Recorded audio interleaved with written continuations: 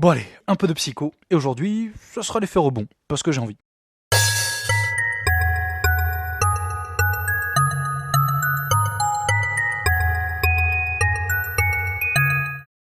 Attention, ne pense surtout pas à un ours blanc.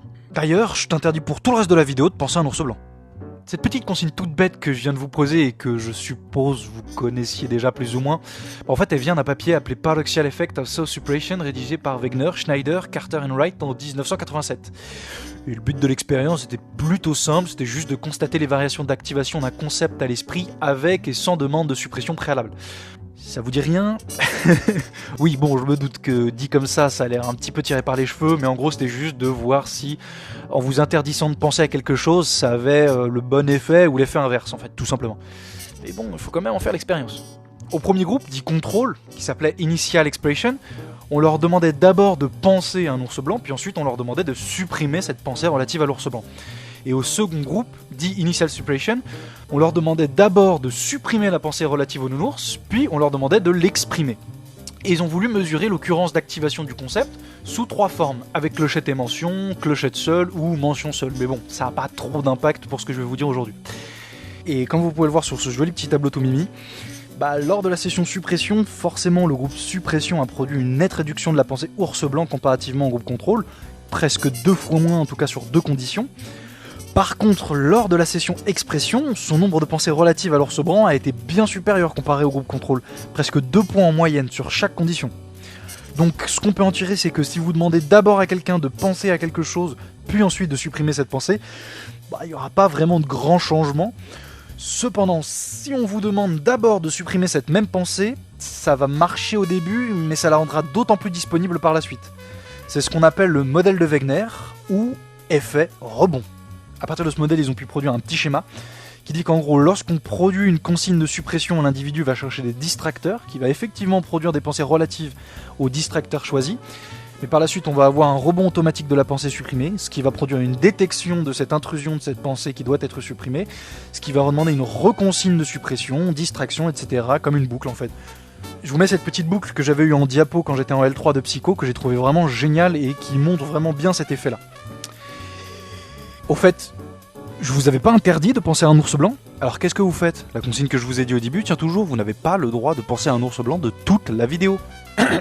Désolé. Bon, pour continuer sur l'effet rebond, faut que je vous parle de l'étude la plus intéressante, en tout cas de ce que je connais concernant cet effet, et c'est celle éditée en 1994 par Neal et McCree, qui s'intéresse plus spécifiquement au contrôle mental des stéréotypes. L'idée est toute simple, en fait, c'était juste de décrire la journée typique d'un skinhead sur 2 sessions successives. Pour le premier groupe, dit contrôle, on les laisse remplir les 2 petites journées tranquillou, ils ont carte blanche. Par contre, sur le second groupe, qu'on appelle groupe suppression, on va leur interdire de penser à des stéréotypes sur la première journée qu'ils vont remplir, et ensuite, comme pour le groupe contrôle, sur la seconde session, on va leur laisser carte blanche. Puis on va mesurer la stéréotypicalité des descriptions, un mot avec plein de syllabes pour faire genre je suis un ouf, mais qui en réalité signifie juste qu'on va mesurer le nombre de clichés utilisés par le sujet. Et ce à l'aide de juges qui connaissent absolument pas l'expérience et qui vont devoir noter le niveau de stéréotypicalité des descriptifs de journée. Résultat, le groupe contrôle use à quantité égale de stéréotypes dans les 2 sessions avec un score stable qui oscille autour de 7. Là où le groupe suppression en revanche a bien réussi à réduire les stéréotypes sur la première session, environ 1 point de moins comparativement au groupe contrôle, mais va grapper à plus de 2 points lors de la seconde session. En gros, reculer pour mieux sauter quoi. A partir de là, ils vont faire une seconde expérience, donc ils vont nous refaire nos 2 groupes, contrôle versus suppression, en leur demandant de décrire une journée typique de skinhead.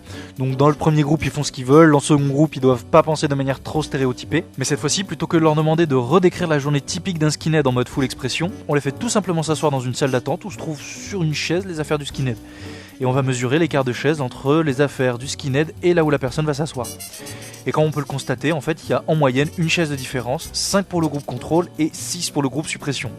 Donc comme on a pu le voir sur l'expérience précédente, pendant la suppression, il y a une nette diminution de l'expression du stéréotype. Par contre, après la suppression, il y a effectivement l'effet rebond qui arrive et ça produit une augmentation de l'accessibilité du stéréotype et également une augmentation des effets du stéréotype sur le jugement de la personne. Après, c'est pas une raison pour penser à l'ours blanc, ok? En plus, la vidéo est bientôt finie, donc allez hop, on l'oublie.